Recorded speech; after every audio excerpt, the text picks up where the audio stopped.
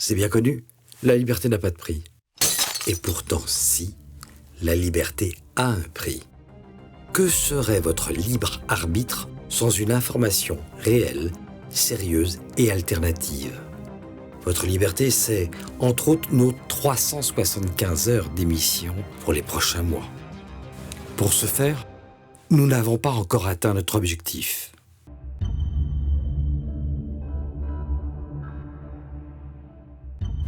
Libéralisme des mœurs, politique migratoire, politique sanitaire, politique étrangère, vous savez bien que vous ne pouvez pas compter sur les médias de la désinformation pour vous forger une opinion. Pourtant, eux, ils ont votre argent. Alors pour une fois, choisissez où va une toute petite partie de votre argent. Et en plus, les 2/3 sont déductibles des impôts. Alors oui, la liberté a un prix.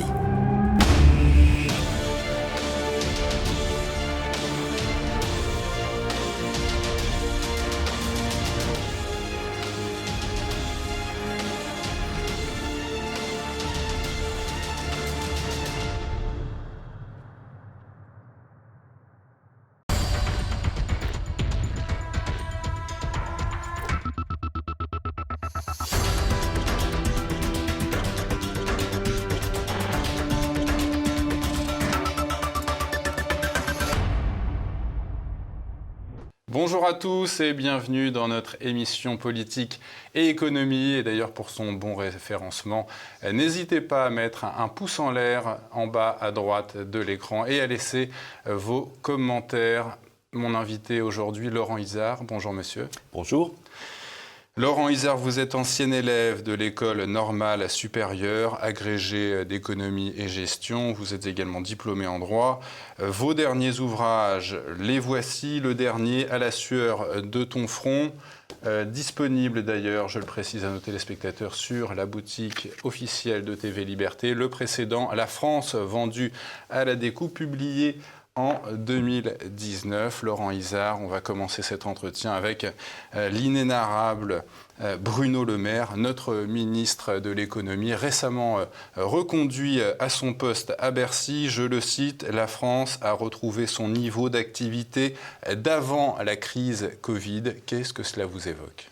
Alors d'abord, ce n'est pas tout à fait exact.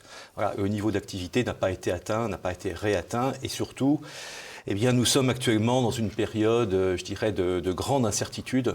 Et vous savez, s'il y a un sujet sur lequel les économistes s'accordent, il n'y en a pas beaucoup, c'est sur le fait qu'une période d'incertitude n'est pas bonne pour l'économie. Voyez. Alors on a eu une certaine embellie, c'est ce qui explique peut-être aussi la phrase de M. Bruno Le Maire à la fin de l'année 2021. On avait quelques indicateurs qui étaient relativement favorables, mais là on a le sentiment que depuis le début 2022, l'économie replonge.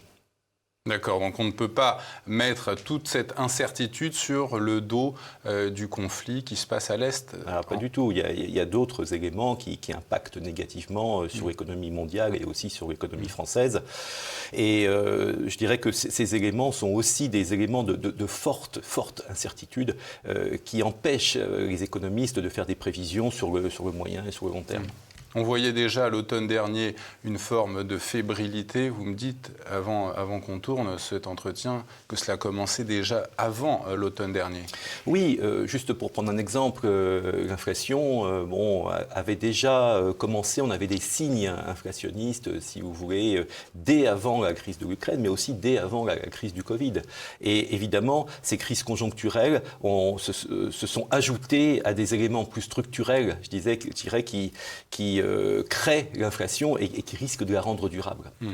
Est-ce que l'on assiste aujourd'hui, Laurent Izard, à la chute, à la fin de l'ordre mondial qui a été établi à la suite de la Seconde Guerre mondiale à Yalta ?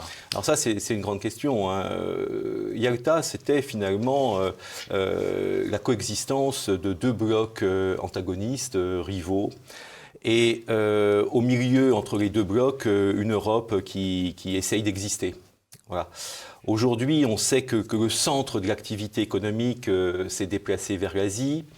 On sent aujourd'hui qu'il y a, si vous voulez, des éléments de rapprochement entre différents pays d'Asie, et puis avec l'Inde aussi, et peut-être aussi avec la Russie. Voilà. Donc on n'est plus dans le même paradigme qu'après Yalta. Les choses bougent énormément, et une raison de plus pour se dire, voilà, quel sera l'avenir ? Vous évoquez à Yalta l'antagonisme entre deux blocs, d'un côté l'Union soviétique, de l'autre les États-Unis. Est-ce que dans l'idéologie, il n'y a pas, aujourd'hui, on peut peut-être le constater, pas d'antagonisme, mais une espèce de convergence ? Alors, certains le disent, effectivement. On a parfois une convergence sur certains aspects économiques, notamment, sur certains points de vue. Mais ce n'est pas parce qu'on a une convergence sur certaines idées économiques que forcément ça réduit les antagonismes. En réalité, je crois que ce qui caractérise le plus l'économie mondiale aujourd'hui, c'est la situation, en réalité, de guerre économique que nous vivons actuellement. Alors, pudiquement, on parle de compétition. Vous voyez, c'est le terme qu'on utilise depuis des années. Et on a un regard, je dirais, plutôt positif sur la compétition économique, qui favorise finalement les meilleurs et qui détruit les plus mauvais.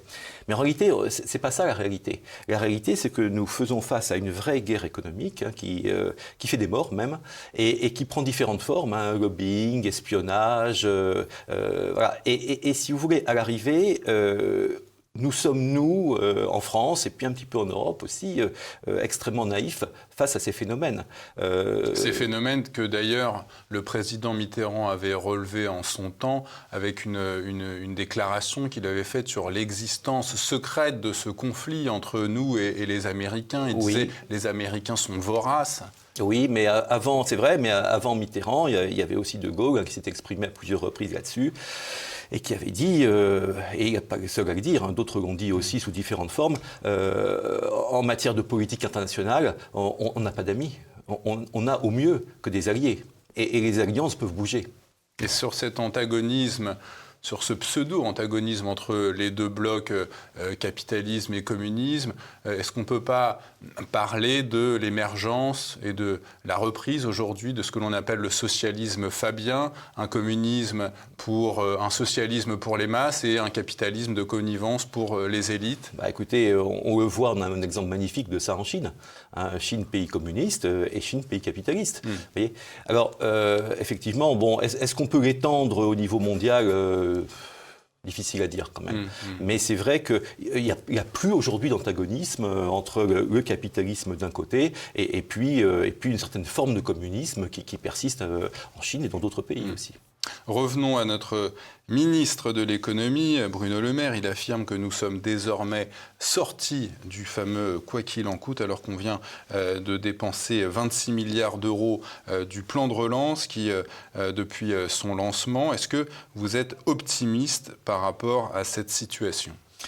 Écoutez, c'est assez difficile d'être optimiste quand même, parce que, comme nous disions tout à l'heure, les indicateurs ne sont pas très bons. On a eu une lueur d'espoir, c'est vrai, à la fin de l'année 2021, mais la réalité, c'est qu'aujourd'hui, l'économie est atone. La réalité, c'est que nous sommes dans une inflation qui risque d'être durable. Et puis, on a surtout des difficultés en ce qui concerne la production. On a des inquiétudes en ce qui concerne la consommation des ménages. Autant d'indicateurs qui ne plaident pas pour un véritable optimisme. Cette lueur d'espoir, justement, que vous évoquez, à quoi elle était due ? Alors, je pense que c'était dû en grande partie à un phénomène de rattrapage, vous voyez, après la crise du Covid, et notamment un rattrapage de consommation des ménages. On a vu à la fin... L'épargne forcée qu'on a imposée. Oui, voilà, et on a eu besoin un peu d'utiliser cette épargne, de consommer à nouveau, de se faire plaisir. Et puis, du côté des entreprises, on a un petit peu anticipé aussi ça. Donc, les entreprises anticipant les évolutions de consommation décident d'investir davantage. Et on voit qu'aujourd'hui, l'euphorie est passée, si vous voulez. Et on constate aujourd'hui, malheureusement, qu'on est dans une période où on conjugue à la fois de l'inflation et puis une stagnation de l'activité. Est-ce que vous croyez à cette déclaration de Bruno Le Maire quand il dit que c'est la fin du « quoi qu'il en coûte » ? Alors, ça me paraît difficile dans la mesure où, dans un contexte d'économie atone, si on veut faire évoluer les choses positivement, il faut créer un vrai choc économique, si vous voulez. Et le choc économique, il est coûteux. Toute la difficulté, lorsqu'on est, on va employer un terme technique, mais lorsqu'on est en stagnation, c'est-à-dire la coexistence d'une inflation d'un côté durable et puis d'une stagnation de la production et de la richesse créée, il faut agir. Il faut agir sur différents indicateurs pour sortir de ce marasme qu'on a connu par exemple dans les années 70. Or, si on agit sur la production, c'est inflationniste. Et si on essaye de restreindre l'inflation, à ce moment-là, ça impacte négativement la production et la consommation des ménages. Donc, c'est vrai que ce qui est, je dirais, dans la ligne de mire du gouvernement aujourd'hui, ce qui est affirmé, c'est un petit peu la rigueur, c'est revenir aux fondamentaux. Mais en pratique, ça me semble extrêmement difficile de dire on va faire quelque chose, on va créer un choc, on va sortir du marasme, sans à nouveau prendre des mesures qui vont se traduire par une accélération de l'endettement. On a entendu également Bruno Le Maire se vanter de la création d'1 million d'emplois l'an dernier. C'est quoi ces emplois? Est-ce que c'est de la précarité ou est-ce que c'est de l'attractivité? Alors, 1 million d'emplois créés, ce n'est pas faux si on considère les emplois dans leur globalité, si vous voulez. On dit aussi que le taux de chômage a beaucoup baissé, vous voyez. Voilà. Or, une partie, en réalité, de ces chômeurs n'ont pas retrouvé un emploi stable. Vous savez, quand on comptabilise le chômage, on a différentes catégories, la catégorie A, B, C et D. Or, si effectivement on a réduit, si vous voulez, le nombre de chômeurs de catégorie A, ça ne veut pas dire que tous ont retrouvé un emploi. Certains ont été basculés en catégorie B et C par un certain nombre de mesures qui parfois sont intéressantes, mais parfois sont de vrais artifices. Voyez. Donc oui, il y a sur le marché de l'emploi, il y a une certaine embellie, mais qui risque de faire long feu si on ne réagit pas assez vite, parce que ça me semble extrêmement précaire. Et puis également, autre signe de cette incertitude sur le marché de l'emploi, c'est le fait que le gouvernement, ça s'est fait il y a longtemps, mais qu'il arrête de proclamer le taux de chômage mensuellement, c'est plus du tout le cas. Oui, alors là, il faudrait qu'on rentre un petit peu dans la technique. Effectivement, vous savez, il existe de très très nombreux artifices pour rendre les chiffres beaucoup plus acceptables. Voilà. Et moi, ce qui m'étonne un petit peu, c'est que là, on est aujourd'hui en attente d'un certain nombre de chiffres qui vont être bientôt publiés, peut-être après les élections législatives, parce qu'ils ne sont pas forcément très bons. Alors, il y a un terme dont les Français entendent de plus en plus parler ces derniers temps, c'est l'inflation, l'augmentation des prix. J'entendais le commissaire européen Thierry Breton évoquer une inflation à 5,7. Je crois qu'elle est plutôt actuellement à 5,2, mais vous me disiez qu'il y a quand même plusieurs façons de calculer ce taux, en prenant plus ou moins en compte les stocks. D'où vient exactement cette inflation ? Alors, l'inflation que nous connaissons actuellement résulte d'une somme, si vous voulez, de facteurs, certains très structurels et d'autres plus conjoncturels. Alors les facteurs conjoncturels, on les a déjà évoqués. On a évoqué la crise de l'Ukraine, effectivement, qui renchérit le coût de certaines matières premières, le blé, l'orge, le tournesol, on a beaucoup parlé. Mais autre facteur conjoncturel, il y a aussi la politique zéro Covid en Chine, qui réduit la production, moins les exportations. C'est assez curieux d'ailleurs, mais bon, ça a aussi un impact sur l'inflation. Mais je dirais que le plus intéressant et le plus grave, c'est qu'à côté de ces facteurs conjoncturels, il y a des facteurs plus structurels, si vous voulez. Et on peut en citer deux, par exemple. Le premier, c'est au niveau des matières premières, de l'énergie, on a aujourd'hui une pénurie. Et cette pénurie, pour éviter ces effets, eh bien, on va produire plus cher, si vous voulez, de l'énergie. Voilà. Et puis, il y a un deuxième mécanisme structurel, c'est l'accroissement de la demande d'un certain nombre de produits qui est lié à la croissance continue de la Chine et de l'Inde, à l'apparition d'une classe moyenne qui consomme, et l'offre ne suit pas forcément. Donc, ça crée un déséquilibre entre l'offre et la demande qui entraîne de l'inflation. Voilà. Et c'est la raison pour laquelle, imaginons une hypothèse positive. Les facteurs conjoncturels s'arrêtent, la paix revient en Russie, en Ukraine, et la Chine reprend une activité, je dirais, normale. Ben, il restera quand même les facteurs structurels. Est-ce qu'on peut s'attendre à une inflation plus lourde que lors de la crise des subprimes en 2008 ? Alors, les analystes actuellement tablent sur un accroissement de l'inflation qui pourrait atteindre facilement 8% en France. Voilà, c'est incertain parce que voilà, les prévisions en économie, vous savez, il faut être toujours très prudent. Ce qui apparaît quand même relativement certain, c'est qu'il n'y a pas de raison majeure aujourd'hui de penser qu'on risque de tomber dans ce qu'on appelle une hyperinflation. Qu'est-ce que ça veut dire, l'hyperinflation ? Alors, hyperinflation, si vous voulez, c'est une inflation extrêmement forte sur une période de plusieurs années. En général, on considère qu'on parle d'hyperinflation lorsque les prix augmentent de 100% dans l'espace de 3 ans. Les prix doublent en 3 ans. Alors, en réalité, on n'en est pas si loin dans certains pays, notamment les pays baltes. Voilà. Mais en France, il se trouve qu'on a finalement des résultats sur l'inflation qui sont plutôt meilleurs que ceux de nos voisins. Alors, c'est pas dû à la politique du gouvernement actuel, mais c'est dû au fait que nous sommes moins dépendants de l'étranger que nos voisins sur un certain nombre de produits, notamment sur l'énergie. Nous sommes moins touchés par la crise du gaz parce que nous avons le nucléaire. On voit que dans certains pays européens, l'inflation ne touche pas. C'est le cas en Slovénie, en Espagne. Comment vous expliquez ce phénomène ? Alors, c'est relativement simple. Ce sont des pays qui sont, je dirais, moins dépendants de certaines importations qui sont génératrices d'inflation. Et ce sont des pays aussi où la demande est relativement stable et plutôt atone. Voilà. On a vu également Bruno Le Maire décider du blocage des prix de l'électricité avec EDF. Est-ce une bonne méthode pour combattre l'inflation ? Alors, c'est-à-dire à court terme, oui, ça permet d'avoir un résultat immédiat sur l'inflation, évidemment. Mais le souci, c'est que ça crée un déséquilibre majeur au niveau de l'économie, vous voyez. Et on a connu dans l'histoire de France pas si ancienne des périodes où on avait un quasi-blocage de certains prix. Et on a vu que ça pouvait avoir des effets pervers sur l'économie. Et c'est la raison pour laquelle c'est une solution qui peut être utilisée qu'à dose homéopathique, si vous voulez, sur une courte période. Le problème, c'est qu'une fois encore, les causes de l'inflation étant en partie structurelles, ce n'est pas une solution qui est durable sur le long terme. On a entendu Bruno Le Maire dire que la fin du pic d'inflation serait pour fin 2023. Et en parallèle, je vois cette étude de Allianz Trade qui estime que l'inflation va coûter aux alentours de 200 € par an sur le budget des ménages en alimentation. Est-ce qu'on peut s'attendre à des troubles sociaux dans le pays ? Écoutez, c'est pas impossible, parce que n'oublions pas que la crise des Gilets jaunes, au départ, a été provoquée, vous savez, par un élément très conjoncturel sur l'augmentation du prix de l'essence et l'impact que ça avait sur le pouvoir d'achat. C'est vrai que l'inflation crée effectivement, a un impact sur le pouvoir d'achat des ménages et elle ne touche pas les ménages, je dirais, de la même façon, si vous voulez.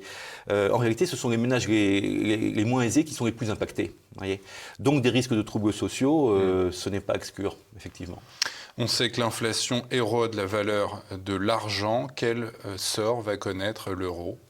Quand on voit que le rouble est en train de connaître une augmentation fulgurante et que l'euro est en train de s'approcher du dollar, on est à 1,07 aujourd'hui. Alors l'euro a beaucoup perdu de sa valeur par rapport au dollar, notamment, c'est vrai. Je vous dirais qu'au départ, c'était presque une bonne chose. Parce que l'euro était peut-être un petit peu surévalué et cela pénalisait notre économie, si vous voulez, nos exportations en particulier. Bon, c'est vrai qu'aujourd'hui, nous sommes dans une logique où l'euro, quand même, connaît un niveau qui devient inquiétant. Voilà. Et beaucoup d'économistes commencent à s'en inquiéter un petit peu. Donc, difficile de prédire l'avenir, là encore, mais c'est vrai que c'est un sujet qui est pour beaucoup d'économistes extrêmement préoccupant aujourd'hui. Quels moyens Bruxelles et la BCE de Francfort ont-ils sur le taux la valeur de l'euro? Alors, le souci, si vous voulez, c'est qu'il faudrait déjà qu'il y ait une espèce de consensus au niveau des différents pays européens pour déclencher un certain nombre d'actions, si vous voulez. Or, aujourd'hui, on est quand même dans une logique un petit peu de conflit permanent entre l'Allemagne et la France, même si les deux pays ont fait des concessions. Et je dirais que ça me semble être préalable pour pouvoir mettre en œuvre des actions voilà, de soutien à l'euro. On n'en est pas là encore, hein. C'est difficile. Alors, après l'inflation que l'on connaît, j'entends beaucoup d'observateurs économiques redouter l'arrivée d'une récession. La récession, c'est quoi? C'est 2 trimestres de suite avec une croissance nulle ou négative. Est-ce que vous croyez à ce scénario? Alors, vous parliez de Bruno Le Maire tout à l'heure. Bruno Le Maire a dit que c'était inenvisageable, voilà, qu'on n'était pas du tout en récession et qu'on n'aurait pas de récession. Bon, moi, ma conviction, c'est que non seulement on va avoir une récession, mais en réalité, on y est déjà. On y est déjà. Pourquoi ?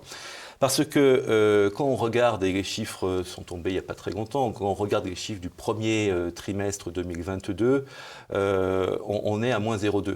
Voilà. De croissance. De croissance, exactement. Voilà. Et l'INSEE, j'ai vu 0,0. Oui, mais alors les derniers chiffres qui viennent de sortir, là, on serait passé en dessous. Voilà. Et pratiquement tous les indicateurs nous disent que la situation va empirer au second trimestre. Donc, techniquement, je dirais, la récession, on y est. La vraie question, c'est de savoir, est-ce qu'on va en sortir rapidement ou moins rapidement? Voilà, la question est là. Mais c'est vrai que les anticipations, à la fois sur la consommation des ménages, sur l'investissement des entreprises, sur l'indice de confiance des ménages, tous ces indicateurs sont plutôt aujourd'hui mauvais. On voit, les consommateurs ressentent l'effet de l'inflation, mais c'est quoi l'effet sur le portefeuille du consommateur d'une récession ? Alors, une récession, ça peut avoir plusieurs effets, si vous voulez. Le premier effet, effectivement, hein, c'est sur le pouvoir d'achat. Très rapidement, la récession peut peser sur le porte-monnaie des ménages, vous en parliez tout à l'heure, de façon extrêmement concrète. Et puis après, il peut y avoir des effets plus déséquilibrants sur l'ensemble de l'économie, et notamment sur l'investissement des entreprises, sur le taux d'emploi, sur le taux de chômage. Et puis vous savez, la difficulté, c'est que une récession, c'est relativement difficile d'en sortir, d'autant plus qu'aujourd'hui, on a des outils qui sont relativement limités, si vous voulez, et puis on est un petit peu dépendant aussi de l'extérieur. Alors on va faire une pause. Laurent Izard, on va évoquer dans un instant ce qui se passe chez nos voisins du sud de l'Europe, mais également l'arrivée éventuelle de chèques alimentaires à destination des ménages les plus modestes et la dette publique qui explose. On arrive à 3 000 milliards d'euros. On fait une pause. On continue notre entretien en compagnie de notre invité Laurent Izard. On a brièvement dressé le tableau de l'actualité économique de la France. Comment ça se passe chez nos voisins du nord de l'Europe, la Hollande, l'Allemagne ou même l'Angleterre qui a récemment tourné le dos à l'Union européenne, à laquelle on prédisait l'apocalypse économique et qui en réalité se trouve plutôt sur la bonne voie. Alors c'est-à-dire que dans certains pays, il y a des fondamentaux qui sont plus stables que chez nous. Voilà. Et puis d'un autre côté, certains des pays que vous avez cités connaissent des difficultés que nous ne connaissons pas ou moins. Et notamment, on sait que l'Allemagne est davantage dépendante du gaz russe que nous. Voilà. Et puis, pour la Grande-Bretagne, c'est un peu particulier parce que la Grande-Bretagne n'est plus engagée dans l'Union européenne, elle a acquis une certaine liberté, on va dire, et puis elle est engagée dans une économie qui est plus une économie financière, si vous voulez, une économie qui est moins industrielle. Voilà. J'en profite là pour peut-être dire un petit mot là-dessus parce que ça me semble intéressant. La France, aujourd'hui, est le pays le plus désindustrialisé d'Europe, si on fait exception de la Grèce. Voyez. Et on a des modèles économiques, si vous voulez, qui font une corrélation étroite entre la richesse, l'évolution de la richesse d'un pays et son degré d'importance de l'industrie, voyez, dans son économie. C'est la raison pour laquelle nous, en France, on a un besoin, si vous voulez, pour se remettre à niveau de nos partenaires, on a un besoin de se réindustrialiser. Je veux juste rappeler un petit chiffre. Notre pays représente, enfin l'industrie, pour nous, c'est 10% du PIB. pays, voilà. Alors que, donc de la richesse créée dans un an dans notre pays. Alors que des pays comme l'Allemagne, la Suède, la Suisse, mais aussi l'Italie ou l'Espagne, on est plutôt aux alentours de 20%. Si vous voulez. Donc on a véritablement un déficit industriel qu'il est important de rattraper, mais ça ne se fait pas comme ça. Le déficit, justement, commercial, il est de 85 milliards d'euros. C'est un record absolu. On va atteindre les 100 milliards bientôt. Oui. Ouais. Alors, c'est un peu la résultante de ça. Ça, c'est un des effets, si vous voulez, du manque d'industrie de notre pays.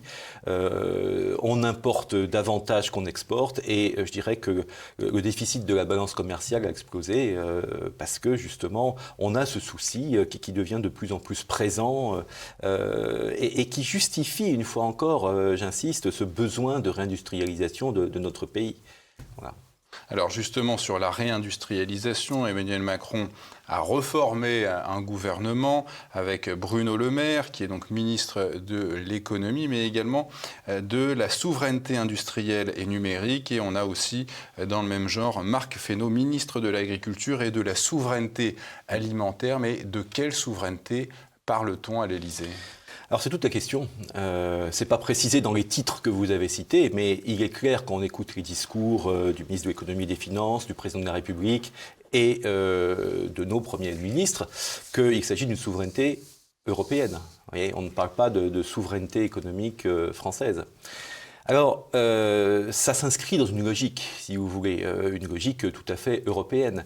Mais on a vu, notamment avec la crise du Covid, les limites, si vous voulez, de l'action de l'Union européenne. Et moi, ce qui m'étonne... Les limites qu'elle a outrepassées, d'ailleurs. Qu'elle a un peu trop passé, en allant oui. commander des vaccins, ce qui n'était pas du tout de son ressort. Voilà. Et puis certains pays ont refusé de jouer le jeu, ils s'en sont mieux portés. Voilà. Bon, vous savez, le pays qui, aujourd'hui, en Europe, est le plus exigeant sur le respect des règles européennes, c'est l'Allemagne. Mais l'Allemagne n'est pas le pays qui les respecte le plus, vous voyez. Voilà. Bon, il y a un petit décalage là qui est important de signaler. Alors, la souveraineté, c'est extrêmement simple. Hein. Est-ce qu'il peut y avoir une souveraineté européenne ? Moi, je connais la souveraineté nationale, mais enfin... La souveraineté, si vous voulez, c'est très simple. C'est le fait pour une nation de pouvoir décider de son avenir, sans subir des influences extérieures, sans subir un diktat de l'extérieur. Alors, si on parle de souveraineté française, ça a un sens. Souveraineté européenne, moi je veux bien, mais ça veut dire que le peuple français est prêt à abandonner sa propre souveraineté au profit d'une souveraineté européenne. Les deux ne sont pas compatibles, si vous voulez. On nous parle donc, le gouvernement nous parle déjà pour la rentrée de septembre de l'arrivée de chèques alimentaires pour les ménages les plus modestes. Ça vous fait penser à quoi, ça ? À une rustine. Voilà, c'est-à-dire que effectivement, et puis aujourd'hui, on l'a dit, on est en période préélectorale, donc on annonce beaucoup de choses. Vous savez, l'augmentation du point d'indice des fonctionnaires, les chèques alimentaires, chèques énergie, etc. Bon. Oui, mais si vous voulez, une fois encore, on peut parer au plus pressé et au plus urgent à partir de mesures comme celle-là. Et qui vont faire du bien, hein, je ne vais pas dire le contraire, hein, dans le portefeuille des ménages. Maintenant, on ne lutte pas contre l'inflation, on ne lutte pas pour le pouvoir d'achat avec des mesures ponctuelles comme celle-là sur le long terme. Bruno Le Maire, revenons-y, l'inénarrable. Je l'entendais l'autre jour, je crois que c'était chez France Inter, affirmer devant Léa Salamé que lui et son gouvernement allaient poursuivre la politique de diminution des impôts et des taxes. Ça vous fait rire ou... Oh, rire non, mais bon... Est-ce que le gouvernement va avoir le choix de ne pas augmenter les impôts ? Je crois que oui, mais je vais vous expliquer pourquoi. Déjà, ce qu'il faut dire, c'est que les impôts, notamment les impôts de production, ont été réduits. Légèrement. C'est tout à fait insuffisant pour que nos industries soient compétitives. Mais enfin, il faut le dire. Voilà. Après, on peut toujours limiter les impôts, mais c'est au prix de quoi ? C'est au prix d'un accroissement de l'endettement de la France. Et on a atteint avec l'endettement des sommets aujourd'hui qui peuvent porter atteinte à la crédibilité même financière de notre pays, si vous voulez. Donc c'est un réel souci. Alors après, on peut, c'est sans fin, on peut effectivement accroître cette dette, voilà, mais au prix d'un risque fort pour notre pays. Alors on entend également le gouvernement nous dire qu'il va falloir accélérer, en tout cas c'est son plan, les investissements dans la transition énergétique alors que la dette publique française approche des 3 000 milliards d'euros. Qu'est-ce que vous pensez de cette politique énergétique ? Alors déjà sur la dette, disons un petit mot. Effectivement, on est à 116% du PIB, on va arriver à 120% très prochainement.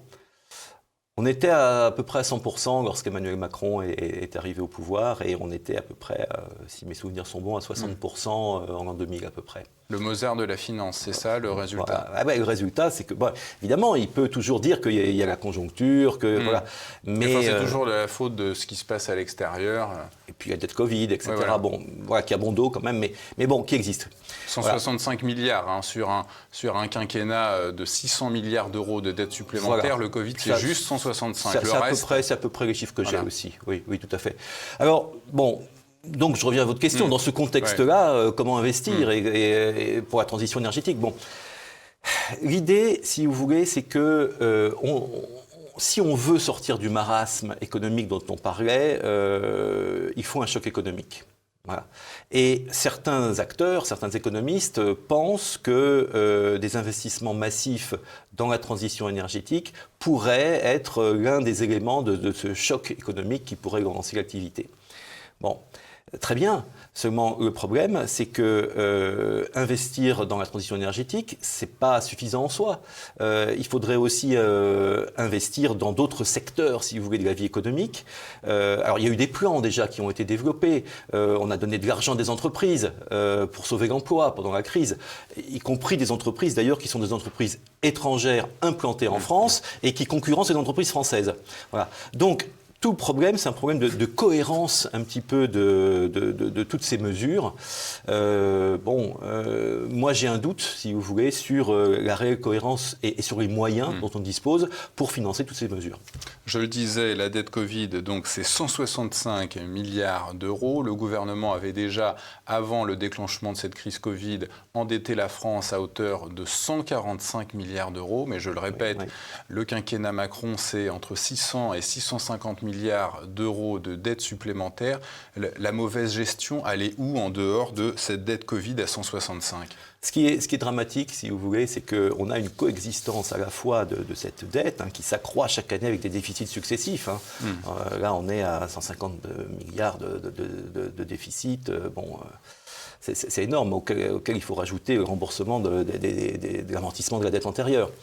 Voilà. Et puis, de l'autre côté, on a des services publics qui fonctionnent très mal. On le sait en France, que ce soit l'éducation, l'armée, l'hôpital.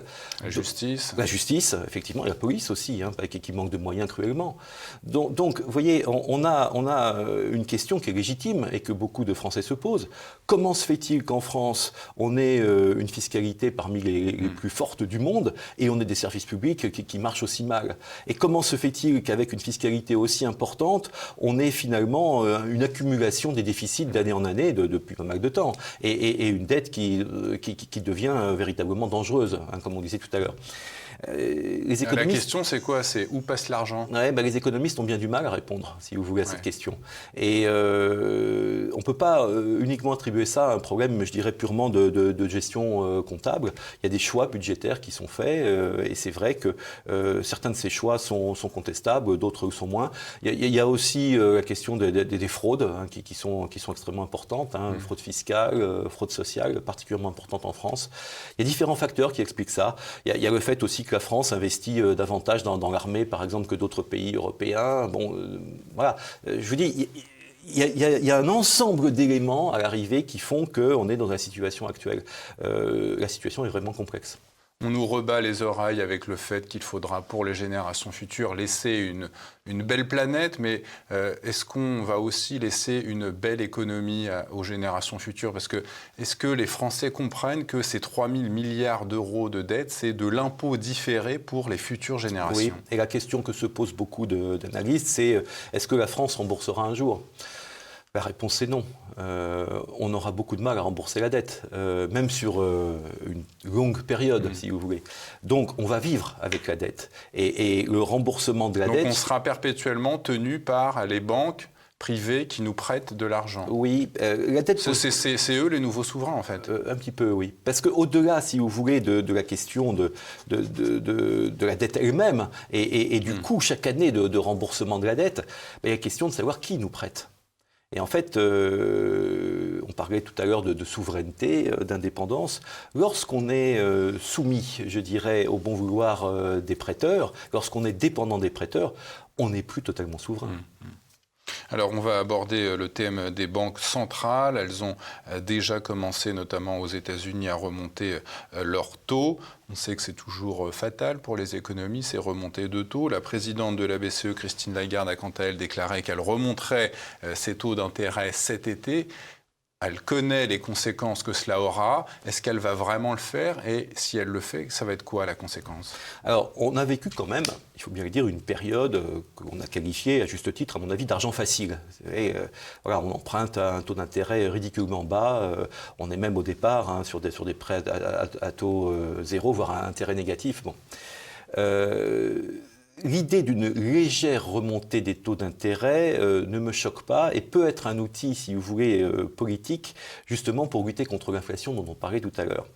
Maintenant, vous avez raison de le dire, une hausse importante des taux d'intérêt peut poser problème, un problème de financement de nos entreprises. Et on sait à quel point nos entreprises connaissent aujourd'hui déjà des problèmes de financement, contrairement aux entreprises allemandes qui ont des systèmes de financement beaucoup plus pérennes et de meilleure qualité, on va dire. Voilà. Alors, et on a aussi un problème pour le financement des collectivités locales qui sont aussi en déficit structurellement, dont certaines ont emprunté un taux variable. Une remontée des taux d'intérêt, si elle était un peu violente, pourrait s'avérer très vite catastrophique. Vous voyez. Donc effectivement, c'est quelque chose aussi à surveiller de très près, mais on n'est pas totalement maître de ça, si vous voulez. Très clairement, nous, au niveau français, on ne peut que subir, en réalité, et là encore, vous voyez, le problème de dépendance que j'évoquais tout à l'heure, on ne peut que subir des décisions qui sont prises bien loin de Paris. Alors Laurent Izard, on constate une baisse de la valorisation de l'ensemble des classes d'actifs au même moment. J'entendais l'économiste Charles Sanac, on a déjà accueilli sur ce plateau, parler de krach de tout. Est-ce qu'on peut envisager un krach général de l'économie ? Alors, ce qu'il faut déjà dire, c'est qu'au niveau boursier, la conjoncture est extrêmement mauvaise. Au niveau des actions, des obligations, les crypto-monnaies, les matières premières et énergie, voilà. Sauf le pétrole, métaux précieux, immobilier. Je suis assez d'accord. On a déjà eu une baisse importante, et en particulier sur les technologiques, par exemple. Bon, alors après, est-ce qu'on peut aboutir à un vrai krach ? Alors là, la question est difficile parce que ça dépend d'éléments, si vous voulez, macroéconomiques et politiques qu'on ne maîtrise pas. Il y a quand même un calcul qui a été fait, ce qu'on appelle l'indice de Shiller, qui permet d'anticiper le risque de krach boursier. Et plus cet indice, pour faire simple, est élevé, plus le risque est fort. Voilà.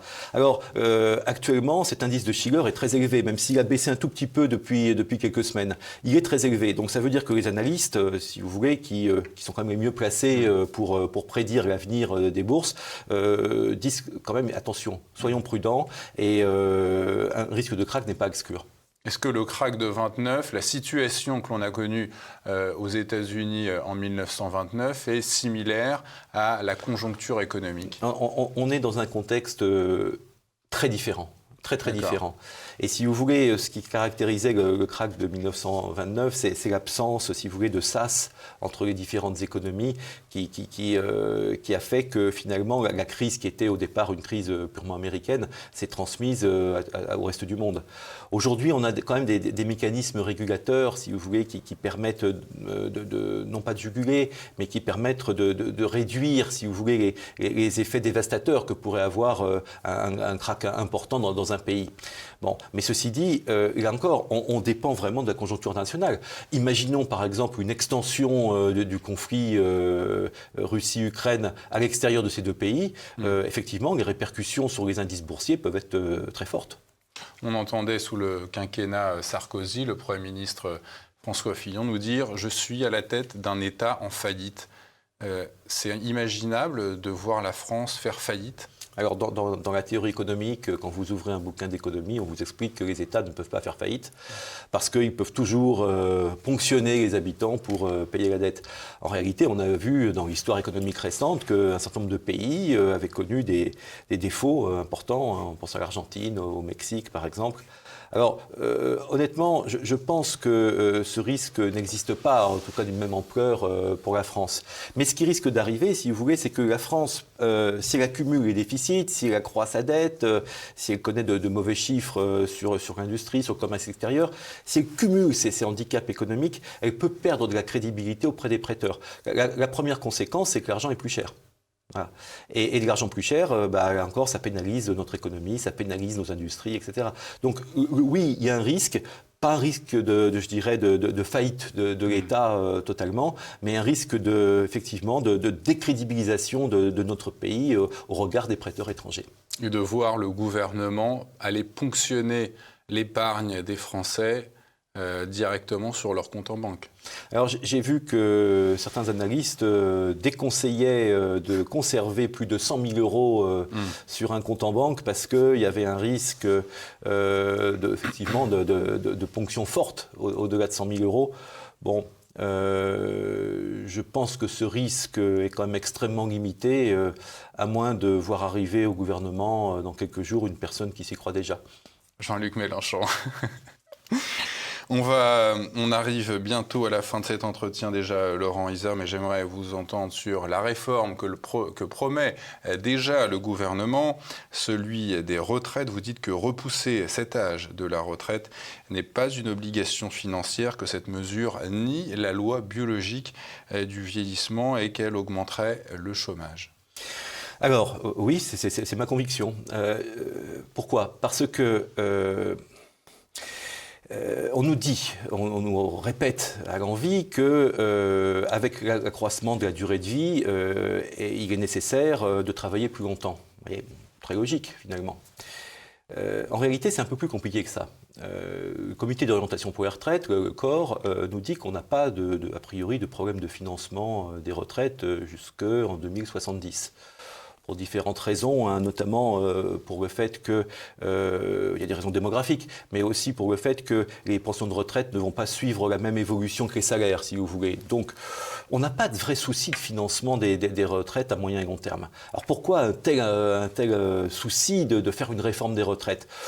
Tout simplement parce qu'on veut se servir de cette manne financière qui serait liée à la réforme des retraites. Si manne financière il y a, ça c'est une autre question, mais on veut s'en servir pour d'autres financements, hein, financer par exemple l'école, financer la protection sociale, mais ce n'est pas pour les retraites.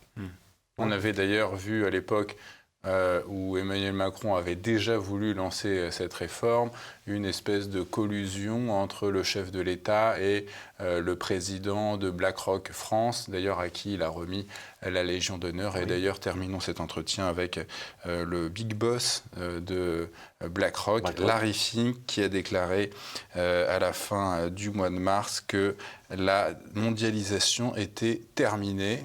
Pourquoi a-t-il dit ça ? Alors, pour comprendre, il faut savoir que BlackRock, c'est une giga-entreprise, si vous voulez. C'est un fonds d'investissement américain. Un fonds d'investissement qui achète des parts des entreprises un peu partout dans le monde et qui détient une part du capital de très nombreuses entreprises du CAC 40 en France. Voilà. C'est son activité, placer, reprendre de l'argent, etc. Voilà. Alors, parler de démondialisation, effectivement, de son point de vue, ça suppose qu'il y aurait à l'avenir des mécanismes qui sont des mécanismes un peu bloquants, si vous voulez, qui permettent de limiter la libre circulation des capitaux. Voilà. Alors, on n'en est pas là. Mais ce qui est vrai, pour prendre un exemple très concret et qui me semble très, très intéressant, c'est que la plupart des pays européens maintenant ont adopté des mesures pour protéger les entreprises contre les investissements étrangers.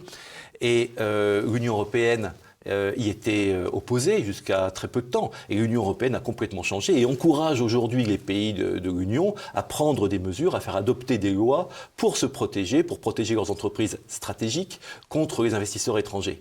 Donc, du point de vue, effectivement, du dirigeant de BlackRock, je comprends qu'il ait cette vision des choses. Mais de toute façon, on ne va pas aller sur une véritable démondialisation. Ce qui est par contre souhaitable, c'est qu'on choisisse mieux nos partenaires. Et on ne va pas tomber dans une espèce d'autarcie, vous savez, comme certains l'imaginent. Mais il faut choisir nos partenaires pour choisir nos dépendances. C'est comme ça que l'on peut être réellement indépendant. Ça, c'est ce qui serait souhaitable. On entendait, lorsqu'il était en poste, le président Trump dire que l'avenir n'était plus aux mondialistes mais aux patriotes. C'est quoi, selon vous, la prochaine étape ? Écoutez, je pense à un juste équilibre. Voilà. Un juste équilibre entre patriotisme et mondialisation. Renoncer un petit peu à considérer que Ricardo a toujours raison et que dès lors qu'on peut produire à l'étranger, si c'est moins cher, il faut le faire. Non, on a vu avec la crise Covid qu'il ne faut pas le faire, et puis pour les raisons qu'on a envisagées tout à l'heure. Penser que l'Europe doit tout décider, non, je ne crois pas. On a un peu oublié le principe de subsidiarité. Est-ce qu'on va vers tout ça ? Moi, je pense qu'on a, si vous voulez, un double mouvement. Hein. Il y a l'idée un peu d'une mondialisation avec peut-être des gens qui tirent un peu les ficelles à droite et à gauche. Oui, c'est possible. Et puis, on a une volonté, je pense, des peuples d'affirmer un petit peu leur indépendance et de pouvoir démocratiquement décider de leur avenir. Alors, lequel de ces deux mouvements va l'emporter, difficile à dire. Laurent Izard, je rappelle le titre de vos 2 derniers ouvrages, La France vendue à la découpe et à la sueur de ton front, disponible sur la boutique officielle de TV Liberté. Merci monsieur d'être venu sur notre plateau. Merci à vous.